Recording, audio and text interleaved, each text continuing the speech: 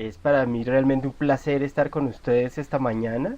De antemano me disculpo por mi voz, porque tengo una gripa que me aqueja desde hace varios días.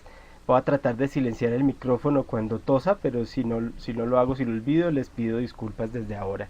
El tema que nos convoca es la evaluación de políticas y programas para la educación, para la ciudadanía democrática. Y sin más preámbulos, lo que vamos a hacer esta parte de la mañana es iniciar presentando un poco algunas ideas de por qué el tema es importante, luego hablar de algunas de las tendencias regionales donde el tema se enmarca y algunos desafíos que estas tendencias implican. Después vamos a identificar algunos aspectos problemáticos que comúnmente hemos visto en algunas de las evaluaciones relacionadas con el tema, para consistentemente después presentar ideas para poder fortalecer estas evaluaciones, y vamos a terminar la presentación con el recuento de dos experiencias para dar paso al tema de las preguntas. Eh, Realmente es para mí un privilegio estar comunicándome con colegas de tan diversos países de la región, y espero que esta presentación realmente sea eh, una, una experiencia que les permita tener ideas para poder desarrollar mejor sus proyectos de investigación. Quisiera comenzar con una pregunta. Imagínense que hay un grupo de trabajo que está tomando una decisión sobre una investigación. Este es un programa de promoción de participación política en la escuela, y tienen una propuesta de evaluación que les parece un poco costosa. Y hay una parte de este grupo que está pensando en que sería mejor no hacer la evaluación, y con el dinero que se ahorran poder ampliar la cobertura del programa. Y otros dicen que no, que la evaluación debe mantenerse aunque la población beneficiada sea menor. Por favor, respondan todos la pregunta que aparece en su pantalla para ver cuál de las opciones refleja mejor su opinión.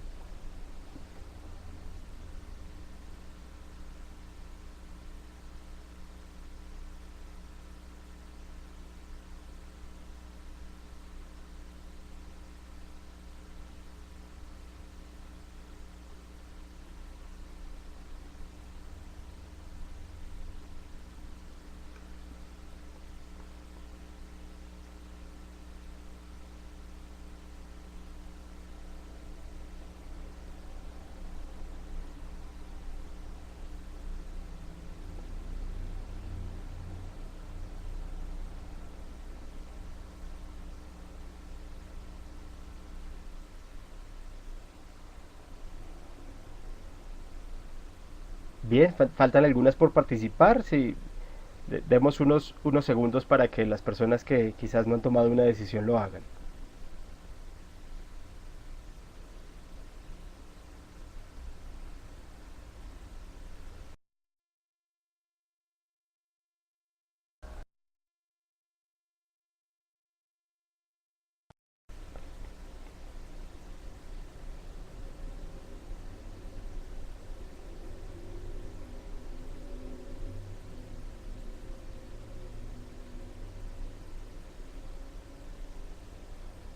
Ok, mientras los muy pocos que faltan van completando la encuesta, miremos un poco qué está pasando. La mitad de las personas cree que es imprescindible hacer la evaluación.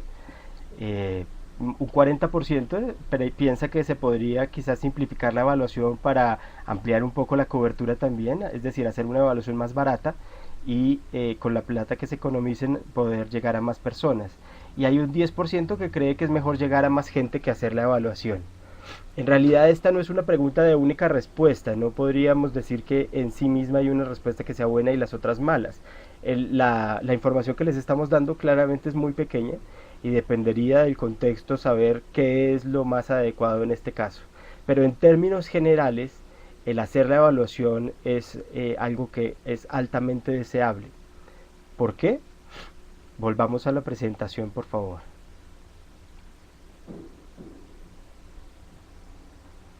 Gracias.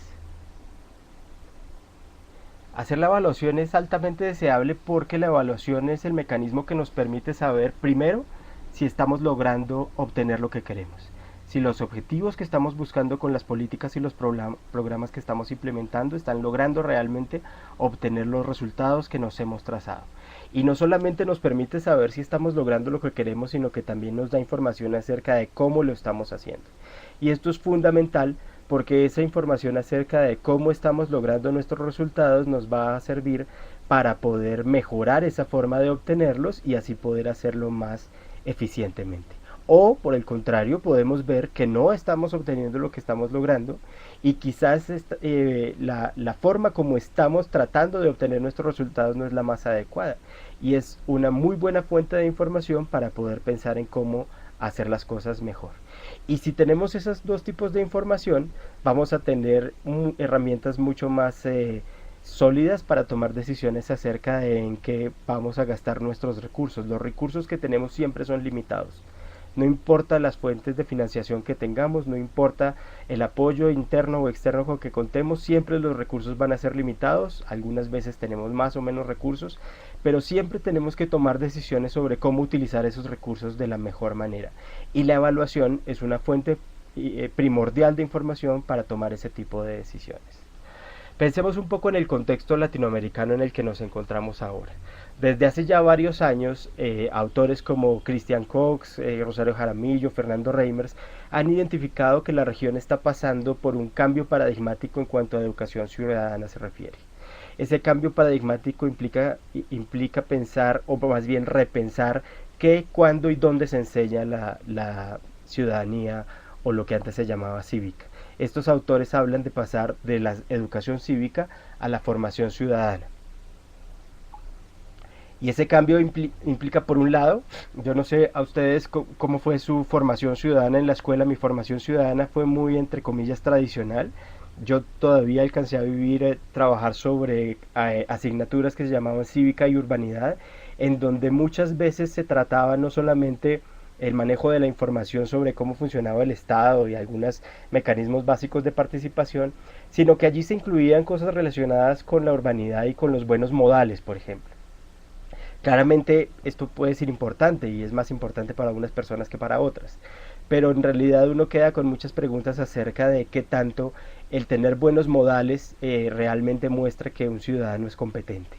Y estamos pasando de la cívica y la urbanidad a una formación más completa, más una formación para la ciudadanía que involucre no solamente información básica, sino el desarrollo de habilidades para ejercer la ciudadanía, ya no simplemente como la posibilidad de votar después de los 18 años, sino como la construcción de una forma de vida particular dentro de un sistema democrático. Esto implica, por un lado, que lo que se enseña ya es diferente. Ya no solamente nos centramos en la transmisión de esos conocimientos básicos sobre el funcionamiento del Estado, en el mejor de los casos, o sobre unas normas de urbanidad y de convivencia mínima, sino que vamos a desarrollar en los sujetos sus capacidades para que ellos participen activamente dentro del sistema y construyan en su cotidianidad unas relaciones pacíficas e incluyentes. También hay un cambio importante en términos de cuándo se enseña. A mí me tocó vivir una formación democrática que tenía que ver con los últimos grados del ciclo de educación secundaria. Ahora la idea es que uno no simplemente es ciudadano a los 18 años, como dice en el papel, sino que la ciudadanía se construye en la cotidianidad de forma que incluso uno puede hablar de que los niños son ciudadanos, aunque no tengan la posibilidad de participar, están construyendo una serie de relaciones dentro de su escuela y fuera de ella que son o no consistentes con los principios democráticos. Así, la escuela tiene ahora el reto de no simplemente tener una asignatura para la educación ciudadana o cívica, sino de construir un ambiente en general propicio para el desarrollo de ciertas habilidades relacionadas con el ejercicio de la ciudadanía, que van más allá de las asignaturas, que están transversalmente atravesando todo el currículo de la escuela y no solo el espacio dentro del aula, sino fuera de ella. Estamos entonces ante el concepto de competencia, que como en casi todos nuestros países estamos adoptando un enfoque que en realidad no es nuevo. Desde hace ya por lo menos 100 años estamos hablando en educación de que el aprendizaje debe ser un aprendizaje no simplemente memorístico, sino relacionado con algo que tenga sentido y con una transformación del mundo que implique la acción del sujeto.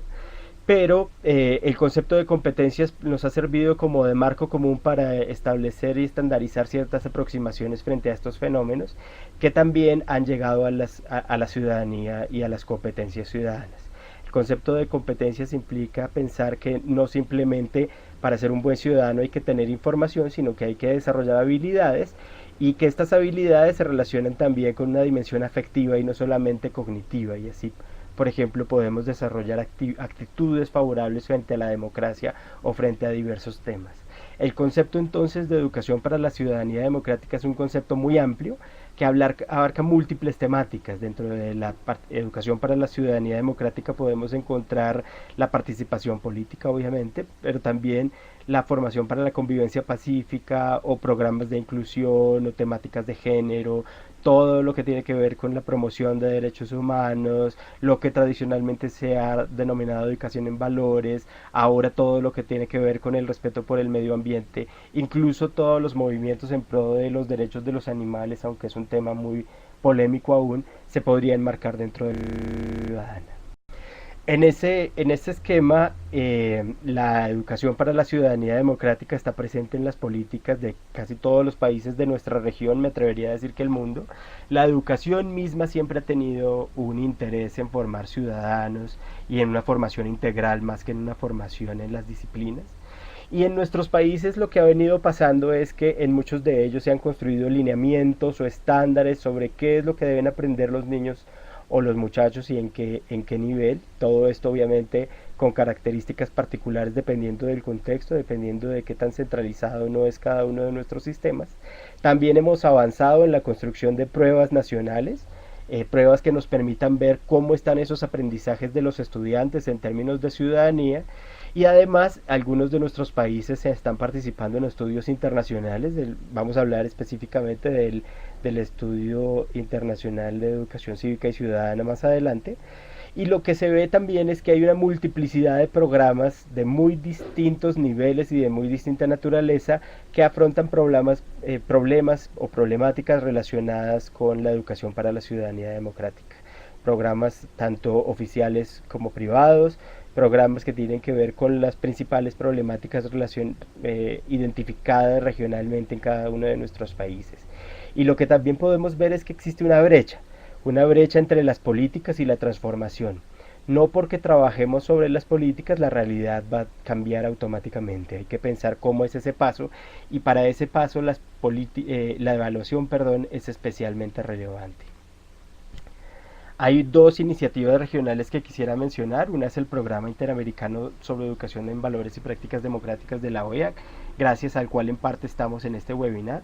No les voy a hablar mucho del programa porque me imagino que ya lo conocen de sobra, pero simplemente les quería contar que nace a partir del compromiso de los ministerios de educación del hemisferio en la reunión del 2005, en la que todos se comprometieron en la promoción de una cultura democrática a través de la educación, y tiene tres líneas de trabajo. Una es la investigación en análisis, donde por ejemplo han desarrollado estudios para saber cuál es el estado de la educación para la ciudadanía democrática en las Américas.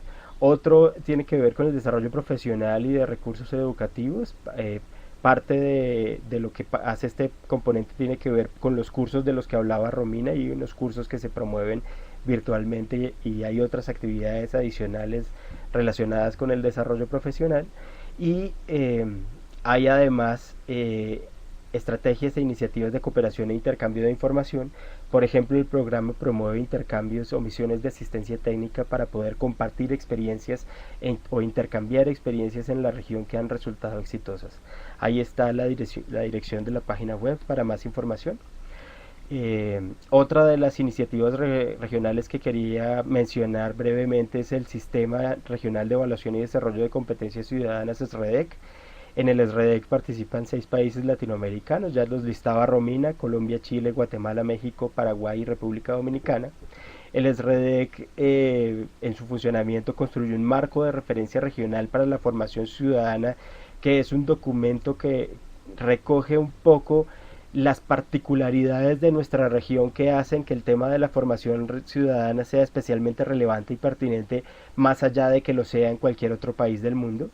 y dentro del marco del SRD, estos 6 países participaron en el Estudio Mundial de Cívica y Ciudadanía de la IEA, y no solo participaron en la prueba mundial, sino que construyeron en conjunto un módulo regional basado en el marco que construyeron, para construir preguntas específicas que midieran esos aspectos que para nosotros son especialmente relevantes y que quizás en otras partes del mundo no tienen esa importancia. En el módulo regional quedaron recogidos aspectos como la percepción que puedan tener los muchachos sobre el autoritarismo, sobre los regímenes autoritarios, algunas habilidades relacionadas con el pensamiento crítico, por ejemplo, frente al uso de las armas y de la violencia, o frente al narcotráfico o la discriminación en contextos específicos. La dirección web del SRD que está allí también para aquellos que quieran obtener más información. Vistas estas dos experiencias, pensemos ahora en algunos aspectos problemáticos relacionados con la evaluación. Y además de ser aspectos problemáticos, obviamente estos se convierten en oportunidades de mejoramiento. Lo que hemos visto no solamente en la revisión bibliográfica y documental de las evaluaciones existentes respecto al tema de la educación para la ciudadanía democrática, sino lo que he visto yo personalmente en mi participación como evaluador de programas en Colombia dentro del proyecto del SREDEC, o en otros proyectos en los que he tenido el privilegio de participar, es que el primer aspecto problemático con la evaluación es que muchas veces no existe. No hay una evaluación propiamente dicha. Hay algunos intentos de hacer algo parecido a lo que podría ser una evaluación, pero muchos programas o muchas políticas privilegian la intervención, de manera que la evaluación queda relegada y muchas veces ni siquiera existe. Algunas otras veces lo que uno ve es que los equipos relacionados con la implementación no tienen realmente la capacidad técnica de realizar evaluaciones de alto nivel. Entonces, muchas veces la mayoría de las personas dice que la evaluación es importante. Todos creo que ya estamos de acuerdo con eso, pero algunas veces en realidad existen carencias sobre cómo realmente llegar a hacer evaluaciones de calidad, y aunque vemos que la evaluación es importante, algunas veces no sabemos cómo hacerlas. Y otras veces el tema tiene que ver con disponibilidad de recursos, relacionada con la pregunta con la que comenzábamos esta charla, y es que al privilegiar la intervención, los recursos tienden a irse más que todo a llegar a intervenir o a realizar diversas acciones, y los recursos para evaluación en realidad son muy pocos, y tienden a irse a la intervención. Esto además tiene que ver obviamente con una posición política que yo no creo que sea ni buena ni mala, sino que tiene que ver con hacer cosas y con tratar de solucionar o de enfrentar los problemas a los que las políticas y los programas se dirigen. Otro tipo de aspectos problemáticos relacionados con la evaluación tiene que ver con que algunas veces la evaluación se confunde con testimonios o con historias de éxito de los programas o de las políticas. Entonces, cuando uno se acerca a preguntarle a una persona involucrada en un programa si su programa es efectivo, muchas veces lo que responden es sí, porque a esta persona o a este colegio le pasó esto. Esto sin lugar a dudas es una fuente muy valiosa de información, y claramente podría convertirse en una evaluación, o en parte de lo que nutriría una evaluación que permitiera realmente identificar si un programa político es efectivo. Pero muchas veces estos testimonios, estos casos de éxito, se quedan en lo anecdótico, en simplemente lo que nos cuentan y lo que nosotros podemos repetir de aquello que nos cuentan. Pero muchas veces estos casos no se sistematizan de una forma en que realmente puedan ser utilizados con rigor para dar cuenta de un programa, de una política, tanto en su impacto como en su proceso. Segunda pregunta. Pensemos que nos encontramos esto en un periódico de circulación nacional. Una nota muy pequeña que dice: gracias al Programa Nacional de Convivencia Escolar se ha logrado realizar talleres de formación con la participación de más del 70% de los docentes del país. ¿Ustedes creen que ese programa es efectivo? Por favor, respondan sí, no o no sé.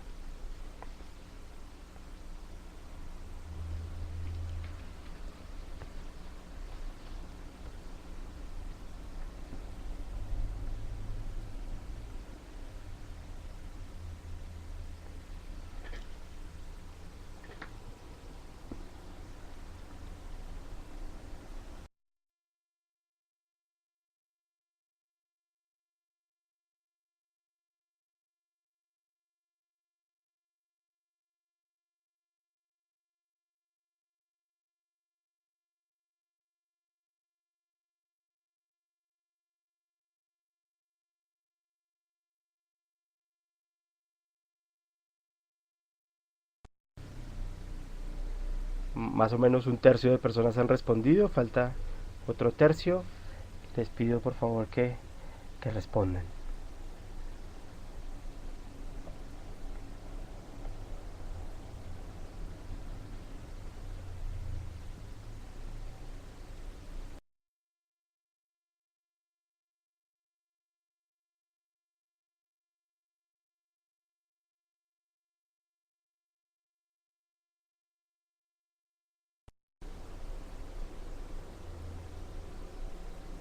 Ok, muchas gracias. Vemos que la mayoría, es decir, el 45%, un poco menos de la mitad, pero acaba de bajar, cerca del 40% cree que no es suficiente esta información para saber si el programa es efectivo, y un número exactamente igual cree que sí, que el programa es efectivo, mientras que un 15% más o menos piensa que no. Muchas gracias. Volvamos a la presentación, por favor. ¿Es efectivo este programa? En realidad no sabemos. Si ustedes se dan cuenta, lo único que dice esta nota es a cuántas personas el programa ha llegado. Esto sin lugar a dudas es un indicador bueno. El lograr llegar al 70% de la planta docente de un país es un buen indicador, pero esto no nos dice nada acerca de si el programa está logrando sus objetivos, si está logrando lo que quiere. Llegar con talleres, realizar talleres con los profesores es un medio y no un fin. Yo realizo los talleres para algo. Ese algo es lo que el programa quiere promover, y es lo que seguramente deberíamos ver para poder decir algo acerca de su efectividad.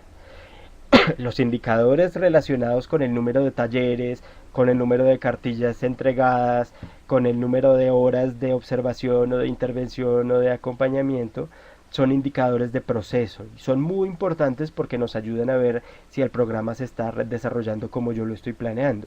Es muy importante saber si yo estoy desarrollando las actividades que planeé. Si no está pasando, tengo que hacer correctivos para hacer otra cosa y lograr seguramente hacer las actividades como las planeé. Pero eso no necesariamente me dice si yo estoy desarrollando lo que quiero desarrollar. Pensemos, por ejemplo, en un programa de desarrollo de participación política, y que para eso yo tengo unos talleres vivenciales con estudiantes de octavo grado a 11, que es el último grado de educación básica, de educación secundaria en Colombia. Si el número de talleres realizados es un buen indicador de proceso, me dice realmente qué es lo que yo hice de lo que había planeado. Pero para ver si el programa es efectivo, yo tengo que tener indicadores de participación o de los aprendizajes que quiero promover en esos talleres. Si no, voy a quedarme corto. Y lo que sucede muchas veces es que estas dos cosas se confunden, porque es mucho más fácil mostrar lo que yo hago, porque es mucho más fácil decir, vean, lo que hicimos en el programa fueron 120 talleres o 350 horas de observación, o repartimos 50.000 cartillas a escuelas rurales. Eso es muy fácil, es muy visible, se puede cuantificar de una manera muy precisa. Lo que es un poco más difícil es ver qué es lo que pasa con esas acciones, que en últimas es el interés que tienen estas acciones detrás. Todas estas acciones son acciones que no necesariamente me llevan a obtener mis objetivos, si no tienen unas características especiales. Eh, por ejemplo, yo puedo tener unos talleres de formación docente encaminados a que ellos entiendan la importancia de la evaluación. El número de talleres que yo realice no me va a decir nada acerca de si ellos están entendiendo lo que yo quiero que ellos comprendan. Tengo que tener indicadores distintos para acceder a ese tipo de información. Otra cosa que sucede usualmente con las evaluaciones es que lo evaluado no corresponde necesariamente con lo que el programa busca.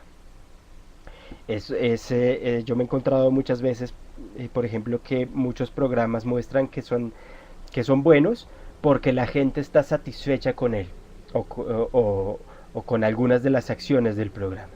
Este nuevamente es un indicador importante. Claro que queremos que las personas estén satisfechas con las acciones del programa. Sin embargo, la satisfacción en realidad no dice mucho acerca de que estemos logrando nuevamente lo que queremos lograr. Otras veces hay variables relacionadas. Entonces, volvamos al ejemplo de el fomento de la participación política en adolescentes. Supongamos que yo me encuentro que el clima de aula mejora con supuestamente con los talleres que hice. Ese también es un indicador importante. El problema allí es que mi programa buscaba desarrollar la participación de los muchachos, no buscaba el mejoramiento del clima de aula.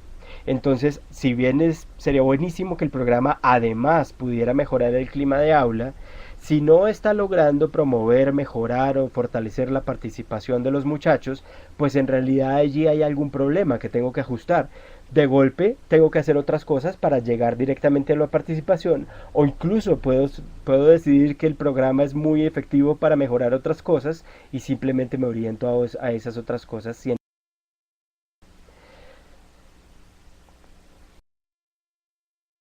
Perdón.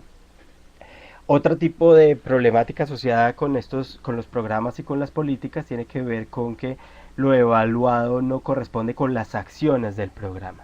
El punto anterior se relacionaba con que lo que se evalúa no corresponde con los objetivos. Algunas veces lo que se evalúa no corresponde con las acciones.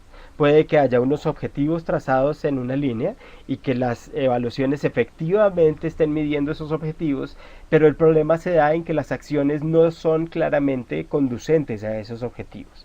Muchas veces esto lo he visto con programas basados en el arte, en el deporte, en el uso de tiempo libre, no porque estos no sean mecanismos poderosos de transformación, que sí lo son, sino que algunas veces pensamos que ese cambio que se da a partir del deporte o del arte es automático y realmente no es tan fácil.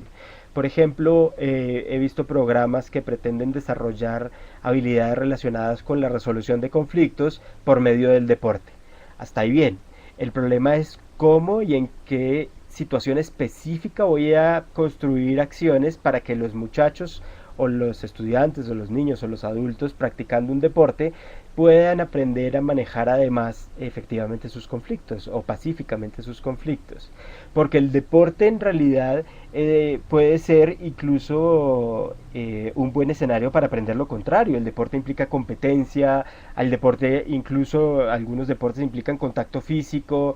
En los deportes como por ejemplo el fútbol que es tan popular en nuestra región, muchas veces las peleas de los niños se dan a partir de enfrentamientos que ocurren jugando fútbol. Entonces no por ponerlos a jugar fútbol van a aprender a resolver pacíficamente sus conflictos. Sí se puede hacer un programa basado en el fútbol para eso, pero hay que hacer ciertas cosas para construir una teoría de cambio que se refiere a las ideas y a las explicaciones que hay de por qué lo que hago conduce a lo que quiero. Entonces, si yo pienso en la construcción de partidos de fútbol cambiando la dinámica de relación, por ejemplo, afectando la competencia, o por ejemplo, pensando en la construcción de reglas, o por ejemplo, metiendo algunas reglas adicionales relacionadas con la resolución de conflictos. Allí va a haber un camino lógico del que yo puedo dar cuenta y que podría fácilmente sostener por qué realizando esas actividades voy a obtener lo que quiero, y allí este problema se vería disminuido. Otro problema es que algunas veces no hay certeza real de que lo evaluado es producto del programa o la política. Y este es un punto muy sensible en el que caemos muchas veces los que estamos relacionados con la evaluación de políticas y programas. Les voy a dar otro ejemplo. Supongamos que hay un programa encaminado a el fortalecimiento o la identificación y la prevención del bullying, de la intimidación, del acoso escolar. Y tenemos unas medidas de victimización por bullying. Y aplicamos esas medidas a comienzo de año. El programa lo desarrollamos durante todo un año escolar y al final de año volvemos a aplicar esas mismas medidas y encontramos una reducción en la victimización por bullying, es decir, en los niños que se reconocen como víctimas de bullying, comparando la medición a final de año con la medición inicial. Muy bien, ¿cierto? Pareciera un programa efectivo. Hay un problema allí. El problema es que yo no sé qué habría pasado sin el programa. Y el que yo no sé qué habría pasado sin el programa hace que quizás haya otras variables que puedan explicar este cambio y no el programa. la edad misma de los niños, el desarrollo normal. Con el bullying pasa, por ejemplo, que en primaria es mucho más extendido porque parece que las víctimas pueden ser todos, mientras que en secundaria el bullying tiende a volverse más selectivo, las víctimas son específicamente seleccionadas. No es que baje realmente la frecuencia del bullying, lo que pasa es que se hace mucho más selectivo en algunas personas específicas. Entonces, si yo no me doy cuenta de esto, pues puedo irme con ideas cerradas acerca de que un programa es efectivo o que no lo es también. Porque a veces por ejemplo, no vemos ningún cambio en el bullying, pero si pudiéramos tener una medida de contraste nos daríamos cuenta de que en esa misma edad el bullying tiende a ascender. Entonces un programa que contrarreste esa curva ascendente puede ser un programa efectivo, aunque dos mediciones parezcan no mostrar eso. Aquí quería simplemente mencionar el concepto del resultado contrafáctico. Los resultados contrafácticos son aquellos resultados que me permiten a mí tener una referencia de lo que podría haber ocurrido sin el programa. Y para esto hay diferentes formas de hacerlo. Ahora vamos a explicar algunas de ellas.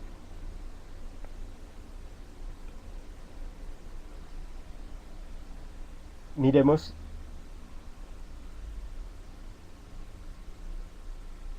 sí, perdón, me pasé dos sin querer. ¿Cuáles podrían ser algunas ideas relacionadas con esos aspectos problemáticos que se convierten en oportunidades de mejoramiento? La primera, la más, entre comillas, la más simple, pero en realidad la más difícil algunas veces, es evaluar más. Es que podamos ser conscientes de que cuando estemos implementando, diseñando políticas o programas, podamos pensar en la evaluación desde el comienzo y tratar de no privilegiar la intervención sobre la evaluación y de realmente desarrollar más y mejores procesos evaluativos relacionados con esto. Esto obviamente pasa por los recursos, aunque algunas veces hay evaluaciones que no son tan costosas como uno cree. Y de hecho, si uno realmente se compromete con la evaluación, pues puede comenzar con diseños que en realidad no sean tan costosos. Esto puede atravesar también la capacitación, los recursos humanos con los que contamos y sobre todo la voluntad política de evaluar. El no evaluar es una trampa. El no evaluar algunas veces se convierte en justificación para implementar más o para hacer otras cosas, pero en realidad si no evaluamos nos estamos perdiendo de tener argumentos sólidos para demostrar que lo que hacemos funciona. Eh, otra idea clave para fortalecer las evaluaciones es considerarlas realmente como una parte integral de la política o del programa desde el momento mismo de su diseño. Si lo hacemos así, no solamente la evaluación va a fluir con una mayor naturalidad, sino que la evaluación nos va a servir para construir políticas y programas mucho más sólidos. Seguramente les ha pasado, cuando uno se pone a pensar en cómo va a evaluar lo que hace, cuándo va a construir medidas para observar realmente si lo que hace funciona, esa reflexión sobre el cómo evaluar retroalimenta el que estoy buscando yo. Por ejemplo, muchas veces en estos temas de evaluación de ciudadanía democrática tendemos a trabajar con conceptos muy amplios. Por ejemplo, la resolución de conflictos. La resolución de conflictos en realidad es un tema muy amplio. ¿Qué es lo que yo voy a medir con la resolución de conflictos? Voy a medir el tipo la calidad de cómo manejan los estudiantes sus conflictos, o voy a medir número de peleas, o voy a medir qué tan bien o mal se comunican los estudiantes en una situación de conflicto, o voy a medir qué tanto ellos son impulsivos o qué tanto ellos pueden controlar sus emociones. Hay muchas cosas asociadas con un tema como el manejo de conflictos que nos pueden dar luces no solamente sobre la evaluación, sino el programa mismo y sus acciones, cómo organizamos sus acciones y cómo pensamos nuevamente sobre la teoría de cambio para hacerlo más efectivo. Otro aspecto que parece una cosa autoevidente, pero no lo es el establecimiento de objetivos. Establecer objetivos no es fácil y aunque todos los programas y las políticas cuentan con objetivos, algunas veces estos no son para nada claros. Y no es solo un tema de que sean viables o no, sino que hay un tema importante de focalización. La focalización de los objetivos es fundamental. Algunas veces tenemos objetivos gigantes. Por ejemplo, en nuestro país hay una preocupación sentida por el tema de la violencia fuera y dentro de la escuela. Y cuando uno se pregunta por la violencia escolar, eh, pues como que los objetivos tienden claramente a surgir relacionados con las preocupaciones. Entonces el objetivo podría ser reducir la violencia escolar. Pero este objetivo es tan general que en realidad es difícil pensar en cómo hacerlo si no hemos realmente descrito qué estamos entendiendo por violencia escolar, cuáles son las diferentes manifestaciones de esta, si la violencia escolar se relaciona con la forma como los estudiantes se relacionan entre sí, con los conflictos y su manejo, o con situaciones de intimidación, o si esa violencia se relaciona quizás con que hay grupos delincuenciales alrededor de la escuela que están infiltrando la escuela. El tema es muy muy complejo y no solamente un objetivo así de general nos va a permitir construir una política o un programa que después nos permita construir una evaluación fuerte y sólida. Entonces el tema de los objetivos es fundamental. Los programas y las políticas casi siempre además vienen acompañados de preocupación sobre problemáticas que a veces son urgentes. Y esta urgencia nos lleva a pensar rápidamente en acciones para enfrentarlas, pero no nos damos un tiempo prudencial para pensar en realidad en qué es lo que queremos lograr. Y este paso es fundamental.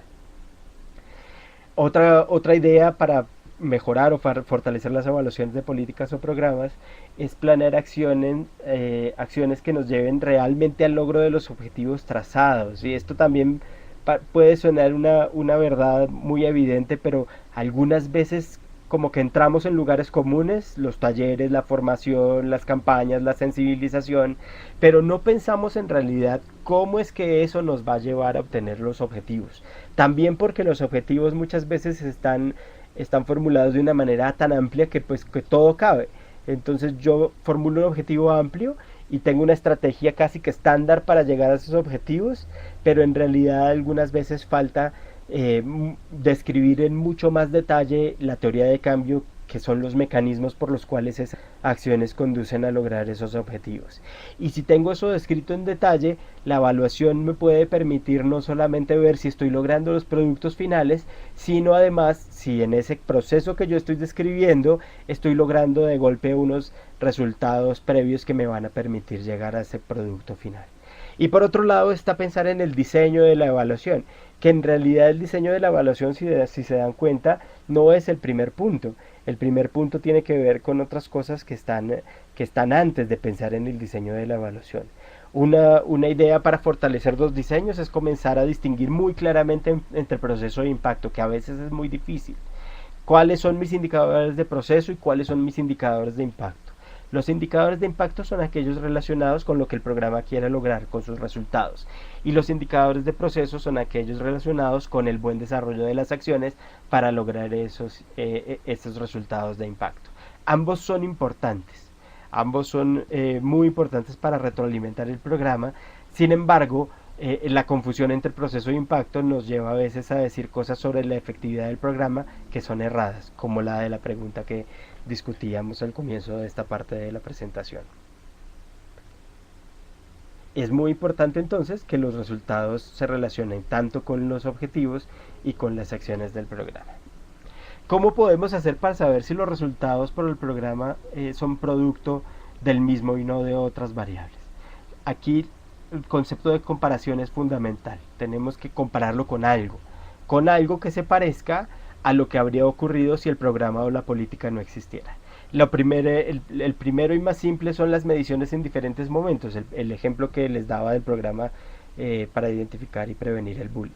Si yo tengo dos medidas, tengo un nivel muy básico, pero un nivel que ya me permite tener una comparación de qué puede pasar antes y después. Sin embargo, como veíamos, este tipo de diseño es limitado. Lo podemos complementar con unos grupos control. Si yo tengo grupos parecidos, de la misma edad, del mismo contexto, con unas variables pedagógicas similares, es decir, con profesores que tengan más o menos las mismas habilidades, yo puedo comparar esos grupos, uno con el programa que yo quiero implementar y otro con otros sin una intervención o con otra intervención distinta. O si estoy pensando a nivel de política, yo puedo seleccionar instituciones distintas. Si yo soy un municipio, por ejemplo, puedo seleccionar instituciones diferentes que tengan características similares e implementar acciones relacionadas con una política en una u otra institución para compararlas. Usualmente no tenemos recursos casi nunca para llegarle a todo el mundo. Entonces ese también es una opción para pensar en cómo, a quiénes les voy a llegar y cómo voy a diseñar una evaluación pensando en que las personas que no alcanzo a cubrir con mi intervención puedan ser control para saber si la intervención es efectivamente adecuada o no. También hay otras formas de ver si hay conexión entre la política y los resultados. No solamente estos diseños se basan en enfoques cuantitativos, también puede haber una aproximación cualitativa. Inclusive algunas veces cuando hay programas que no cubren grandes poblaciones, una aproximación cualitativa es mejor que una cuantitativa, en donde pueda yo sistematizar esas experiencias de éxito o de fracaso, que también es muy importante, para saber exactamente cuál es la conexión entre el programa y los resultados obtenidos. Y yo puedo pensar entonces en unas preguntas, en entrevistas específicamente que aborden el tema de la conexión entre las acciones del programa y los resultados obtenidos, o puedo pensar en observaciones también enfocadas en esto. Hay diferentes formas de hacerlo. Lo interesante o lo importante es que siempre tengamos una forma de evaluar o de pensar si los resultados que yo estoy obteniendo son efectivamente resultados de mi programa o de política o de otra cosa. Otra cosa como el desarrollo de los niños, el desarrollo del contexto mismo, lo que está haciendo la escuela o las escuelas con otras acciones. En cuanto a los métodos, lo que mi posición personal junto con la de muchas otras personas es que lo que uno tiene que usar es lo que sea adecuado con lo que quiere medir. No hay un método bueno en sí mismo. Si yo quiero dar cuenta, por ejemplo, de qué es lo que está pasando con un programa, es un programa que llega masivamente a muchas escuelas y muchos lugares de nuestros países, los métodos cualitativos pues no solamente se convierten en muy costosos, sino que en realidad no son tan adecuados para dar cuenta de fenómenos masivos. Si por el contrario yo tengo un programa que llega solo a una o dos escuelas en un municipio y quiero saber qué está pasando allí, ahí lo más adecuado puede ser una aproximación cualitativa y que me va a proporcionar profundidad y voy a poder realmente indagar no solamente por impacto, sino también por proceso, por adecuación, por pertinencia, importancia del programa en ese contexto específico, mientras que un enfoque solo cuantitativo en esas dos escuelas seguramente se quedaría corto, porque para hacer análisis sofisticados hay que tener muestras o grupos grandes de población. Una mezcla de ambas aproximaciones casi siempre es lo ideal, y también pues privilegiando en realidad lo que sea más consistente con lo que quiero lograr y con el contexto donde me esté desenvolviendo. Después de ver estas ideas sobre cómo fortalecer la evaluación, quería compartir con ustedes algunos resultados del Estudio Internacional de Cívica y Ciudadanía de la IEA, que se desarrolló en el 2009. Los resultados ya están disponibles en la página web. Ahora les doy la dirección, y seguramente con los institutos de evaluación de cada uno de esos países, sobre todo los que participaron, van a encontrar informes detallados para cada uno. El estudio fue desarrollado por la Asociación Internacional para el Logro Educativo. Tuvo una versión previa en 1999, es decir que hubo un lapso de 10 años entre un estudio y otro. En 1999 participaron solo dos países latinoamericanos, Colombia y Chile. Colombia quedó como el último país en términos de conocimientos, seguido por Chile, que quedó en un puesto superior. Y tanto Colombia como Chile tuvieron resultados más o menos en las medias asociados con las actitudes frente a la ciudadanía. En el 2009 ya no solamente estos dos países latinoamericanos participaron, sino que se unieron Guatemala, México, Paraguay y República Dominicana en el marco del Sistema Regional de Evaluación y Desarrollo de Competencias Ciudadanas del que les hablaba ahora. En esta evaluación del 2009 casi 30.000 estudiantes de grado octavo más o menos niños de 14 años, de más de 1000 escuelas de estos países, respondieron la evaluación de la prueba internacional y del módulo latinoamericano del que ya les había hablado. ¿Por qué son importantes estudios como estos? Son importantes porque, primero, nos permiten tener un marco de comparación. Si se acuerdan, la comparación es un concepto fundamental para la evaluación. Tengo que compararme con algo para saber en realidad cómo estoy. Si yo voy a ver si un niño está desarrollándose adecuadamente, hay unas escalas que me van a permitir comparar su peso y su altura para saber si el niño en realidad está en donde debe estar o no. Si yo tengo un dato que no puedo comparar con otro, pues no me va a servir de mucho. Tengo que tener o una escala estandarizada o una meta que quiero lograr con la cual debo compararlo mi resultado. Y para compararme, pues no hay mejor comparación que gente, países, instituciones o municipios o ciudades que tengan características similares a las nuestras. No es muy útil, pues digamos que tiene alguna utilidad, pero compararnos con Finlandia algunas veces no nos dice mucho más que simplemente caer en la frustración. Porque todavía nos falta mucho para llegar allá.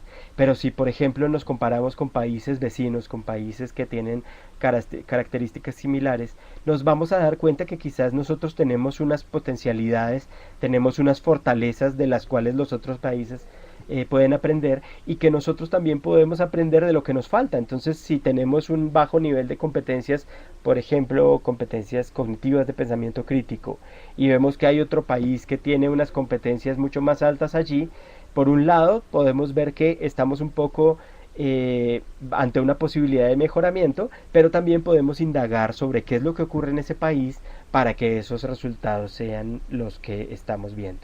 Además, aplicadas sistemáticamente, las pruebas internacionales nos pueden servir de referentes para evaluar políticas y programas. Si en realidad sistemáticamente presentamos las evaluaciones internacionales, podemos ver nuestra evolución incluso como país. Y dependiendo de los tamaños de las muestras y de dónde se aplican estos programas, podemos también hacer algunos análisis por ciudades o por regiones. Nos da ideas además de qué medir y cómo. Si estamos pensando en mejorar o en complementar las evaluaciones que hacemos respecto al tema de la educación para la ciudadanía democrática, pruebas como estas nos dan ideas de qué tipo de variables podemos medir y ejemplos específicos de preguntas que podemos usar. La mayoría de estas preguntas son de libre uso y están listadas en los informes que se encuentran en la página web al final de esta diapositiva. Entonces puede ser una muy buena fuente de información para esto. Y además, en el contexto específico de esta prueba, la construcción del módulo regional nos sirve realmente para seguir avanzando en la construcción de un enfoque y un marco común en nuestros países, en realmente poder construir y afianzar un enfoque común de educación para la ciudadanía democrática en un contexto en donde el desarrollo de nuestras democracias tiene algunas veces características comunes y retos particulares que enfrentamos todos. ¿Cómo nos fue? En promedio, los 6 países latinoamericanos obtuvieron promedios por debajo de la media internacional. 2 países latinoamericanos ocuparon los últimos lugares, los otros 2 no estuvieron en los últimos lugares de la lista, pero estuvieron por debajo de la media, los otros 4, perdón. Y en cuanto al módulo latinoamericano, solamente para dar un par de ejemplos, el 25% de los estudiantes que respondieron la prueba reconoce consecuencias de los regímenes dictatoriales del siglo pasado en Latinoamérica, mientras que el que 25% reconozca las consecuencias de los regímenes dictatoriales quiere decir que hay un 75% que no las reconoce. Y esto creo que llama mucho la atención, sobre todo a algunos de nuestros países que tienen dictaduras relativamente recientes, y que vean que las nuevas generaciones no piensan en eso y no se dan cuenta de las consecuencias que tienen estos regímenes para la democracia. Y casi el 60% no reconoce características de un gobierno autoritario. Ahí claramente hay un tema que nos puede dar ideas de intervención para fortalecer las políticas y los programas de educación para la ciudadanía democrática. Y por otro lado, lo que se ve también tanto en algunos datos de la prueba internacional como en el módulo regional es que los estudiantes tienen una alta disposición al voto y una confianza relativamente alta en el gobierno, la escuela y los medios de comunicación, mientras que tienen una muy baja confianza en los partidos políticos. Eh, por último, quería referirme al programa Aulas en Paz y les pido disculpas por hablar del programa que dirijo, pero lo hago porque precisamente es el que más conozco. Lo presento como un ejemplo de cómo la evaluación puede ayudar a fortalecer el programa y a lograr algunas ventajas adicionales. Aulas en Paz es un programa de prevención de la agresión y la violencia escolar a través del desarrollo de competencias ciudadanas, beneficia a docentes, estudiantes y familias de escuelas primarias, tiene componentes universales para todos los niños de los grados que participan, que son de segundo a quinto de básica primaria, quinto es el último grado de primaria en Colombia, y también hay actividades para niños focalizados, que son niños o niñas que tienen altos niveles de agresión y que por lo tanto están en un mayor riesgo. Tenemos currículo de aula, unas sesiones integradas con lenguaje, talleres tradicionales de familia y actividades extra clase con estos niños focalizados juntados con niños prosociales, de manera que los prosociales doblen en número a los agresivos para que haya un modelamiento y un relacionamiento diferente de estos niños. Hay una fase de formación docente, hay desarrollo y provisión de materiales y gestión y acompañamiento para el desarrollo de todas las acciones del programa. El programa ha tenido varias fases de evaluación. Las fases iniciales estaban encaminadas a su mejoramiento. Cada una de las sesiones fue aplicada varias veces en contextos de educación pública en sectores marginales, sectores violentos de ciudades como Bogotá o ciudades capitales. Hicimos observaciones de aula en pequeños casos para ver si el programa se estaba implementando de la manera que queríamos y si las sesiones en realidad se estaban dando como nosotros las habíamos planeado. En estas primeras evaluaciones vimos una reducción drástica del número de peleas entre los niños observadas por hora, un aumento del comportamiento prosocial y mejores y mayores relaciones de amistad entre los niños. Y además vimos algunas características que nos permitieron seguir desarrollando los materiales del programa para hacer ajustes de lenguaje o ajustes de duración de las actividades o algunas veces ajustes en las actividades mismas cuando veíamos que no eran especialmente motivantes o que no estaban obteniendo lo que queríamos. La segunda, digamos, ola de evaluación del programa se dio cuando comenzamos a tener una cobertura mucho más amplia. Ahí teníamos un diseño de aplicación de unas pruebas antes y después de la intervención, incluso algunas veces una aplicación previa, una aplicación al primer año y una aplicación al segundo año para comparar en esos 2 años que pasaba, y grupos control de niños con características similares de los mismos grados, algunas veces de las mismas instituciones educativas, y en algunos casos logramos hacer asignación aleatoria de docentes de manera que podíamos comprobar que los profesores que estaban asignados a los cursos de aulas en paz tenían la misma motivación que los profesores de los grupos control. Gracias a esta evaluación pudimos ver una reducción de la agresión reportada por los profesores, un aumento del comportamiento prosocial de los niños y una reducción del estilo autoritario de los docentes reportada por los estudiantes. También hemos tenido evaluaciones que nos han mostrado resultados negativos, no todas las evaluaciones nos han mostrado resultados positivos, y las de resultados negativos han resultado ser paradójicamente muy útiles porque nos han permitido hacer ajustes del programa. Un ejemplo es, para ilustrar, una vez encontramos que en algunos de los grupos la agresión de los niños estaba aumentando. Y entonces obviamente nos preocupó mucho estar promoviendo conductas agresivas en lugar de estar reduciéndolas, y nos dimos a la tarea de entender específicamente qué estaba pasando en estas instituciones educativas, y vimos que los docentes habían hecho cambios en la implementación del programa, que habían cambiado la proporción de niños focalizados con la de prosociales en un componente que llamamos grupos heterogéneos.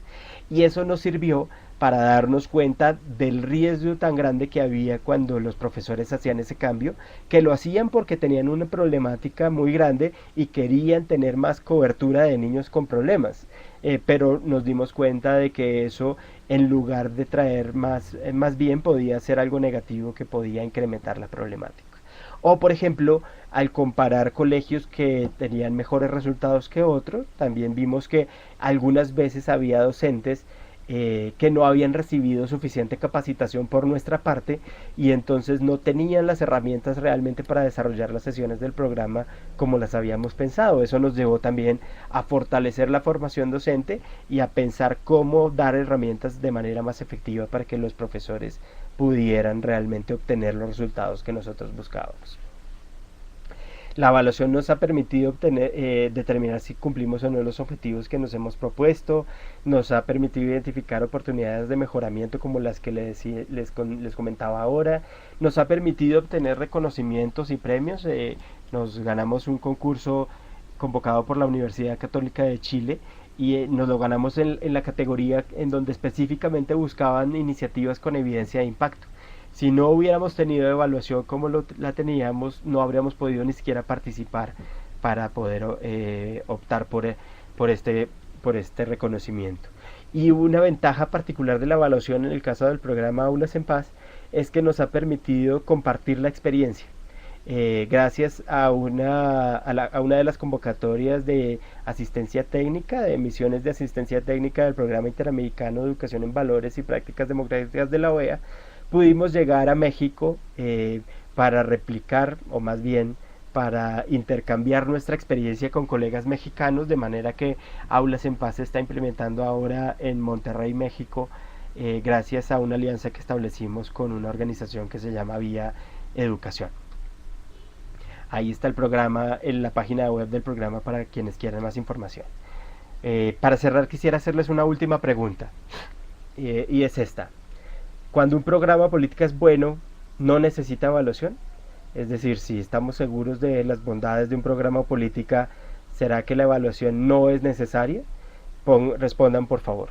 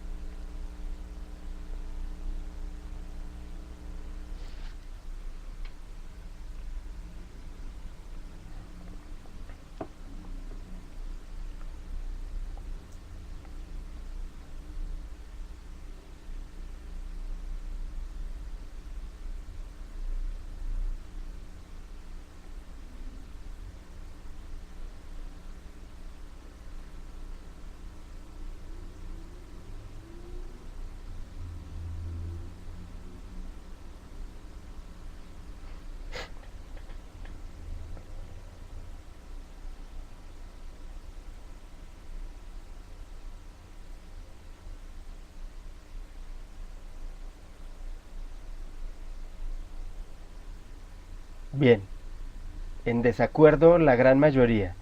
Es decir, que todos o casi todos creen que en realidad sí necesita evaluación, aunque sea bueno.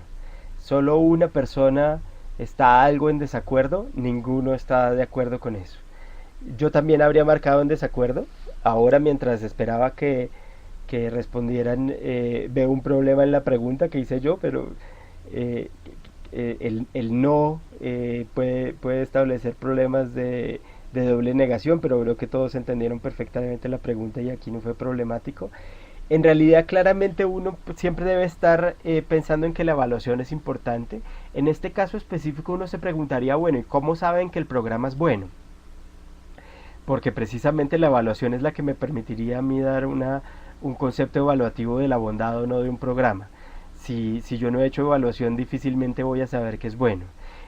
Algunas veces, sin embargo, cuando los programas han sido objeto de evaluaciones rigurosas y constantes y ya se ha comprobado la efectividad de un programa, de una política en diferentes contextos, y yo voy a implementar ese mismo programa política en un contexto similar, de golpe no tengo que hacer una evaluación tan completa como la que ya he hecho antes, sino que puedo simplemente hacer una evaluación de seguimiento y de identificación de algunos aspectos que me parezcan especialmente relevantes. Pero si no, la evaluación siempre es necesaria y siempre se necesita. Sobre todo, por ejemplo, aunque un programa haya sido evaluado muchas veces y muy bien, no necesariamente ese programa va a tener el mismo resultado en un contexto diferente. Y el contexto diferente no es solamente un contexto geográfico, también es un contexto temporal. No porque el programa haya sido efectivo en el pasado, lo va a ser ahora. Estamos en un mundo cambiante, entonces la evaluación siempre es bienvenida y como principio general casi siempre uno podría pensar que la evaluación es necesaria. Muchas gracias. Hoy voy a dar ahora espacio a preguntas. Eh, Creo que Mónica nos va a colaborar con esto.